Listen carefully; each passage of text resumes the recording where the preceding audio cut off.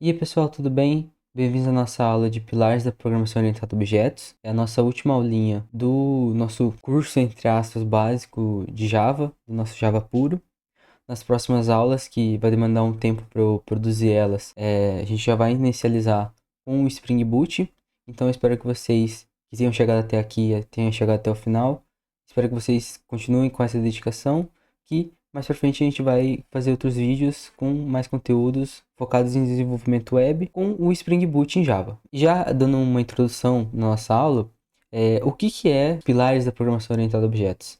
Esses pilares, eles são fundamentais para a gente entender como é que a programação orientada a objetos, o nosso paradigma utilizado, organiza o nosso código de maneira eficiente e utilizável. A gente na última aula falou, né, e abordou que a programação orientada a objetos é muito utilizada em times de desenvolvedores porque ela é de uma reutilização de código muito grande. E é um paradigma que faz com que o nosso código seja muito organizado e muito mais eficiente por conta disso. Você vai perceber que muitos paradigmas que eu vou mostrar aqui para vocês, a gente já sabe, a gente já usou. Só que eu quis deixar meio que escondido isso de vocês, para vocês entenderem agora que vocês já estavam programando em POO desde o início das nossas aulas. E vocês vão perceber e identificar quais são esses paradigmas que a gente utilizou assim que você olhar um exemplo de código. Por exemplo, né, eu já citei aqui para vocês os pilares aqui embaixo, que é o encapsulamento, a herança, a abstração e o polimorfismo. Esses são os mais utilizados e a gente vai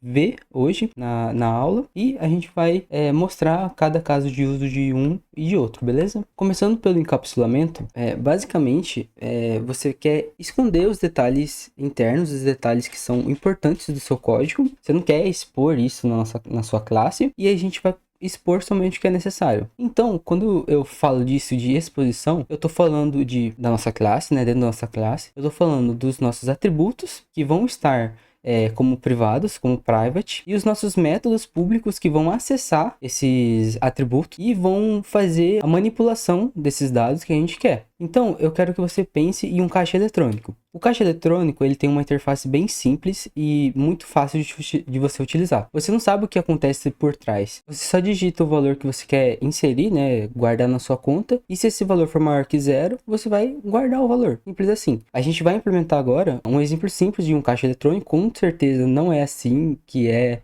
um site, um caixa eletrônico, tem muita coisa que é abstraída, mas a gente vai mostrar para vocês o funcionamento de um encapsulamento dessa forma, beleza? Então vamos lá para o nosso IntelliJ. Já na nossa IDE, eu criei um projetinho chamado PO Encapsulamento, e a gente não vai utilizar a nossa classe main por enquanto, vamos criar uma nova chamada conta bancária. Então vem aqui em Source, New, Java Class, coloca o nome dela de conta bancária. E bom, para a gente falar sobre o encapsulamento, a gente tem que lembrar que os nossos atributos serão privates e os nossos métodos serão públicos. E esses métodos, eles vão acessar os nossos atributos para poder fazer essa manipulação. Então, a gente meio que cria uma camada para o usuário não acessar diretamente esse atributo, ele só consultar. Aqui, então, os nossos atributos serão privates. Como a gente está falando de uma conta bancária, a gente tem um atributo muito importante, que é o saldo da pessoa. Então, lembrando, vamos colocar aqui, private, um double, que é dinheiro, né? Saldo da pessoa. E esse saldo, ele vai estar encapsulado. Justamente porque a gente está utilizando aqui esse private, beleza? E agora a gente tem os métodos públicos que a gente vai acessar esse atributo para poder fazer essa manipulação. Então, eles serão públicos e tem um saldo que a gente pode depositar, né? Depositar um dinheiro. Esse método vai ser double e com o nome depositar. Dentro dele, a gente vai depositar esse valor. Então, a gente vai ter que ter algum valor a ser depositado. Ok. Aqui, a gente tem que fazer uma verificação simples, um if, para verificar se esse valor ele é maior que zero. E se ele for maior que zero, ele vai depositar o dinheiro. Ok, criado nosso método depositar. E outra coisa importante é que se a gente quer entrar no nosso saldo, se a gente quiser verificar o nosso saldo, a gente precisa do nosso método de acesso, que é o get. Então a gente vai criar somente o get. Por por que criar somente o get? Em alguns projetos, é muito importante você não possuir o setter, porque se eu colocar aqui um set saldo, né, no caso, para setar o nosso saldo, basicamente eu tô falando que se der merda, né, se der alguém invadir a nossa aplicação, ele vai ter um método público para setar o nosso saldo. Então, a gente não pode nunca fazer isso.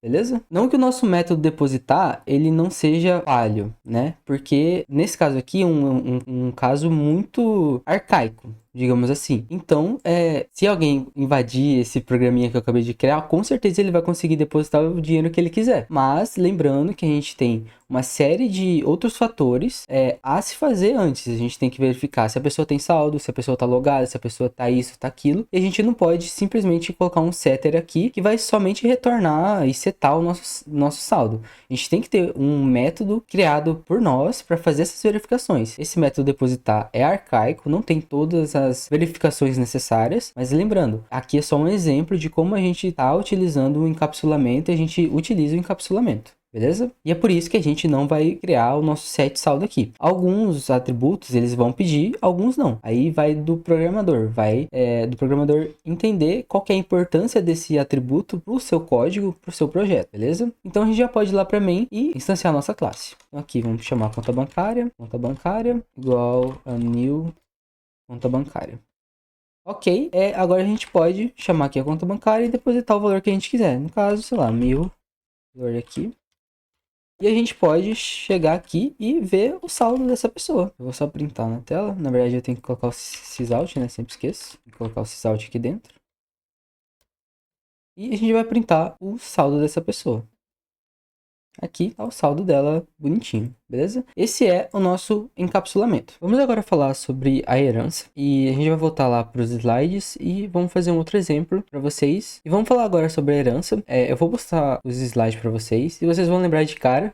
Um exemplo que a gente fez e que é muito lembrável. Então, a gente não vai precisar voltar para nossa IDE, beleza? Então, vamos lá. A herança, pessoal, nada mais é um mecanismo para a gente criar uma nova classe a partir de uma classe existente. Para isso, a gente vai utilizar algumas palavrinhas reservadas e uma anotação muito importante que eu lembro vocês de utilizarem, porque é uma convenção. As palavrinhas reservadas são extends para as classes e implements para as interfaces. Então, quando você vai criar a sua interface ou a sua classe pai, assim, digamos assim, você, nas suas filhas, você vai ter que utilizar essas palavras de acordo com a classe pai. Então, se a sua classe pai é uma interface, você vai utilizar implements na sua classe filha, beleza? E a anotação override, que é para sobrescrever o método e fazer de acordo com que a classe filha se atenda, né? Eu lembro vocês que na nossa aula 7, onde a gente falou sobre interfaces, anotações e records, se eu não me engano, a gente criou uma interface animal e a gente implementou no Panda e no Guepardo essa interface. E a gente pegou os métodos e sobrescreveu também. Então, eu quero convidar vocês agora a rever esse código que a gente criou e poder analisar o que a gente fez e ver a herança, que eu não expliquei na época, mas tá aqui, eu vou dar o nome disso, é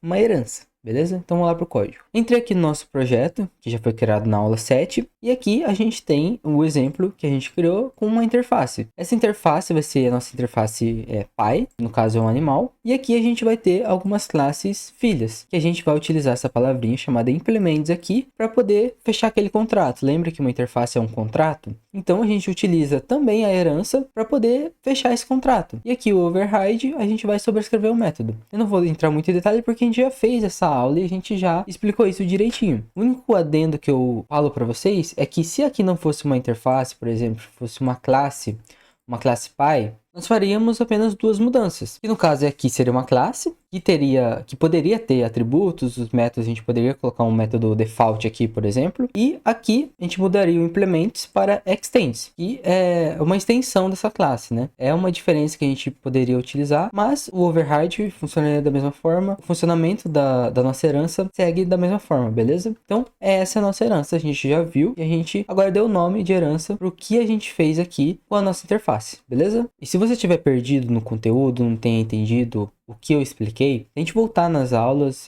dar uma revisada, porque como foi a aula 7, essa acho que vai ser a aula 10, se eu não me engano, pode ser que você tenha perdido alguma coisa, tenha esquecido, tudo normal. Volte e veja no nosso caderninho Notion, e segue em frente. Tenta entender de novo, segue vendo os vídeos e aprimorando seu conhecimento, beleza? Agora o nosso pilar da vez é o polimorfismo. Então, vamos lá para o nosso slide. Polimorfismo nada mais é que objetos de diferentes classes sejam tratados como objetos de uma classe base. Como assim? A gente criou um exemplo de um animal sendo uma interface no exemplo anterior e no exemplo da nossa aula 7. Mas agora eu quero que vocês pensem na classe chamada animal, que é uma classe pai que vai herdar os seus métodos e atributos para suas classes filhas. Que serão, no nosso caso, né, o guepardo e o panda. Basicamente, o que eu quero dizer para vocês com polimorfismo é que quando eu instanciar um animal, posso tanto dizer que ele é um gato, né, um guepardo, um panda, um cachorro e assim por diante. Então, esse é o polimorfismo. Tudo é um animal, mas esses animais eles se comportam de maneira diferente porque são animais diferentes, certo?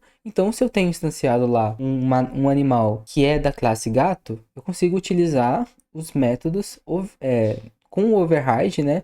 Os métodos sobrescritos da minha classe filha, entendeu? Então a gente vai, por exemplo, vai ficar tudo mais claro para vocês. Eu fiz algumas mudanças no código da nossa aula 7 e vou mostrar para vocês entenderem melhor, beleza? Vamos lá. A primeira mudança que eu fiz, pessoal, foi apagar aquele nosso método de se alimenta de, né? Então aqui não vou ter mais esse método. O segundo foi colocar aqui o nosso animal como uma classe. Essa classe agora ela possui atributos, ela possui os getters e os setters, e ela tem aqui um som genérico, lembra que eu falei para vocês? Um som genérico de algum animal. E aqui, né, nossa classe filha, a gente vai estender, não é implementos agora, porque é uma classe. A gente vai estender o animal e vai fazer aqui a sobrescrita desses valores, beleza? Então, agora a gente vai para nossa main, poder instanciar e mostrar para vocês o polimorfismo na prática, beleza? Vamos lá então. Aqui na nossa main. Na nossa main, a gente pode simplesmente chamar a nossa classe animal e colocar aqui, por exemplo, que ele é o meu panda, né? E aqui eu posso colocar que ele é um new panda. Mas também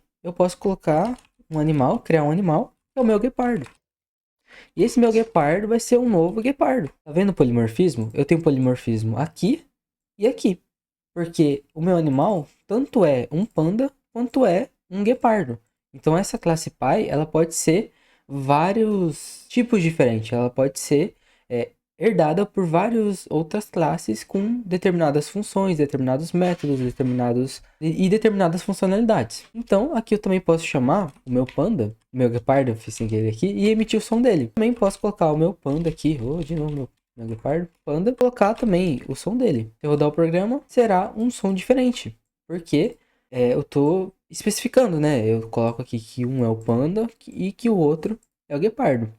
E esse é o funcionamento do nosso polimorfismo. Agora a gente vai ver o último pilar, que é a abstração, e vamos lá para o slide. A abstração, ela vai focar com que a sua classe pai, ela não seja instanciada diretamente. E ela vai ser apenas um modelo. A sua classe pai, ela vai ser apenas um modelo. Por exemplo, a gente fez o exemplo do animal no anterior de polimorfismo. Mas eu poderia muito bem instanciar um objeto chamado meu animal, que é um new animal, entende? Então, eu preciso garantir que essa minha classe seja uma classe abstrata. Que ela não seja instanciada por ela mesma e que ela apenas seja instanciada pelas suas classes filhas. Então, a gente vai utilizar as classes abstratas e as interfaces para poder fazer essa abstração. As interfaces eu já mostrei para vocês, então eu vou fazer um exemplo apenas das classes abstratas, beleza? Então, vamos lá, vamos fazer uma mudança no nosso código e eu vou mostrar para vocês o que vai mudar. Aqui no nosso projeto de novo, nossa classe pai, esse projeto a gente acabou de mudar também para falar sobre polimorfismo, a gente vai apagar os getters e setters e os atributos. Eu não vou utilizar eles, eu não utilizei no último também, mas vocês conseguem utilizar, eu só quis deixar claro que vocês conseguem utilizar, mas nesse abstrato aqui eu vou deixar o mais simples possível para vocês entenderem. Vamos apagar aqui e aqui a gente vai precisar definir essa nossa classe animal como sendo abstrata. Então a gente coloca aqui,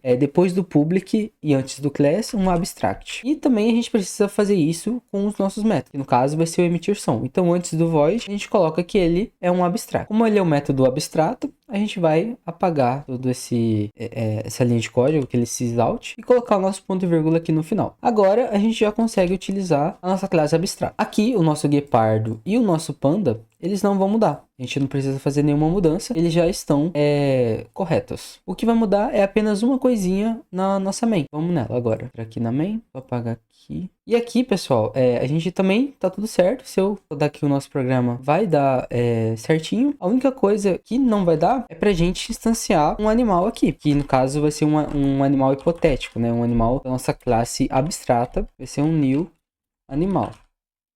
Se eu fizer isso daqui, né? Não vai dar um erro. Mas a gente tem uma solução que é sobrescrever métodos, né? Implementar os métodos sobrescritos aqui, né? Aqui ele vai ver o emitter som. Dá pra gente fazer isso? Dá pra gente fazer isso. Só que não dá pra gente fazer isso direto, beleza? Eu quero que vocês entendam isso. Não dá pra fazer direto isso com a nossa classe animal. Então, essa é a implementação da nossa abstração, do nosso pilar abstração.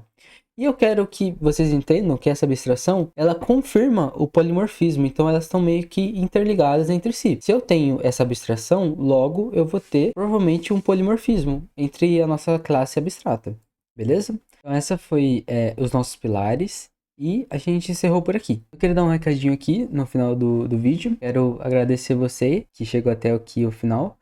Lembrando que eu não sou nenhum expert na área, eu só tô replicando conhecimento que eu sei, conhecimento que eu pesquiso e às vezes eu posso falhar, então peço desculpa. Mas eu espero que vocês tenham um feedback. Vocês deem esse feedback para mim. A gente encerrou a nossa parte de Java puro e nas próximas semanas eu vou começar a criar conteúdo sobre Spring Boot. Lembrando que esse projeto é um projeto da Unemat e é um projeto de extensão, é uma bolsa de extensão que a gente faz com os alunos do curso para eles desenvolverem software, aprenderem sobre desenvolvimento de software de maneira prática, para sair um pouco do âmbito acadêmico, de conceitos e tudo mais, e partir realmente para a prática. Então, se você tem algum feedback sobre o projeto, sobre a minha didática, sobre o que for, por favor, comente, não deixe para você. E muito obrigado por assistir.